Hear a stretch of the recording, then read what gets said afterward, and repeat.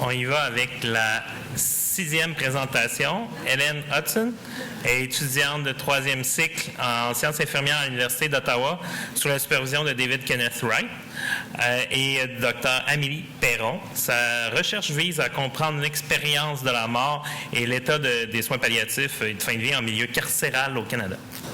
Bonjour. Avant de commencer, j'aimerais souligner le fait qu'on est rassemblés aujourd'hui sur le territoire traditionnel non cédé de la Confédération de Abenaki et Wabanaki et celui de Wolastoqiyik. Au Canada, plus de 25% de prisonniers ont plus de 50 ans. Le nombre annuel de décès de causes dites naturelles dépasse désormais largement toute autre cause de décès derrière les barreaux combinés.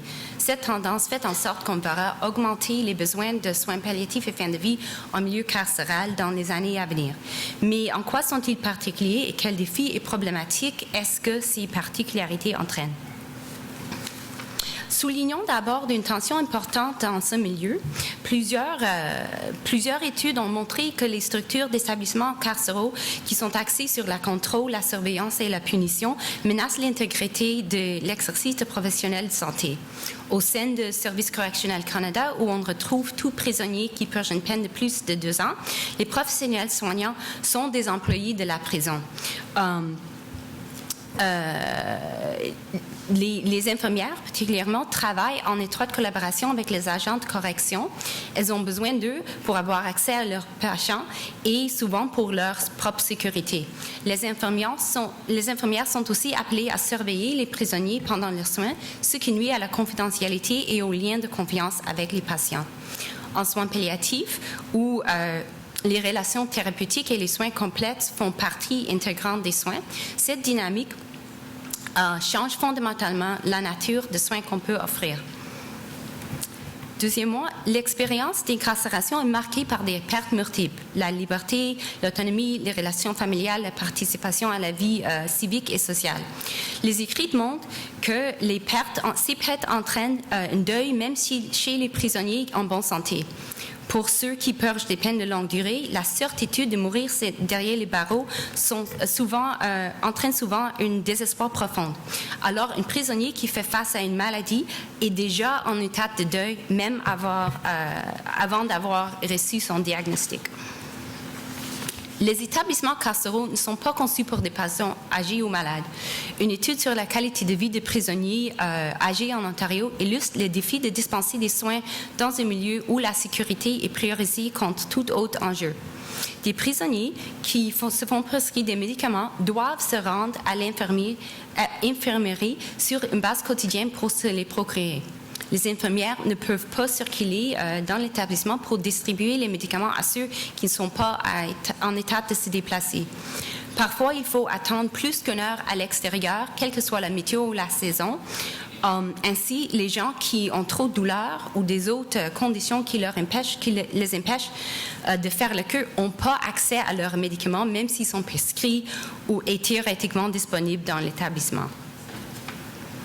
Le SCC a des lignes directrices en soins palliatifs, mais il n'y a pas d'écrites scientifiques canadiennes qui traitent spécifiquement les soins palliatifs et fin de vie en milieu carcéral. Et les écrits internationaux suggèrent que ces soins seront en réalité beaucoup moins accessibles et de moindre qualité que ceux dispensés à la population générale.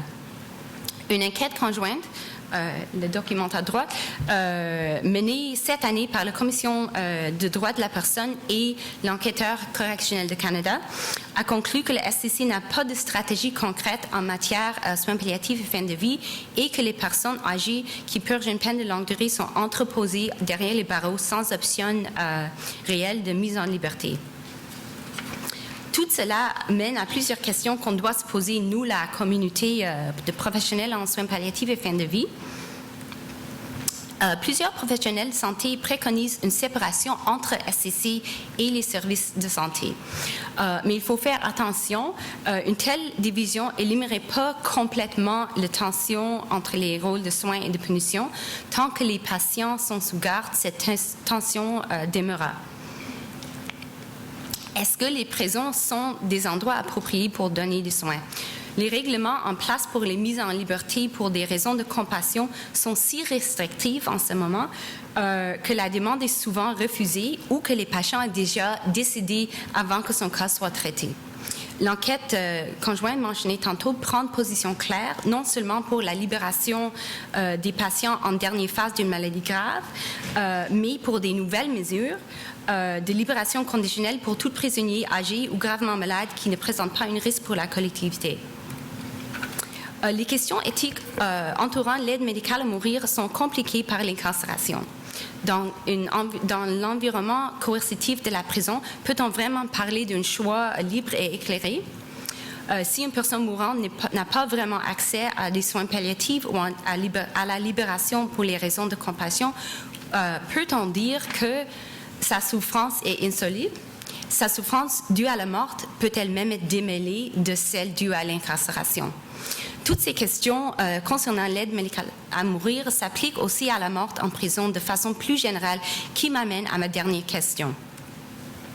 La question d'une bonne mort en prison met en lumière le défi éthique fondamental des soins palliatifs et fin de vie en milieu carcéral. C'est impossible de simplement donner des soins sans faire face à la contradiction entre le mandat institutionnel de la prison et les valeurs des soins palliatifs, compassion, dignité, amélioration de qualité de vie et d'allègement de la souffrance. Les concepts de mort, c'est fondé sur la dignité de la personne. La communauté de soins palliatifs doit donc se préoccuper non seulement de la qualité de la fin de vie à la dernière étape, mais aussi d'élargir notre préoccupation éthique pour y inclure le parcours de vie de patient. Ainsi, une réponse profonde aux besoins palliatifs des prisonniers nécessite une vision plus large pour faire face à la souffrance causée par l'incarcération, car elle affecte la dignité et la qualité de vie. Je vous remercie.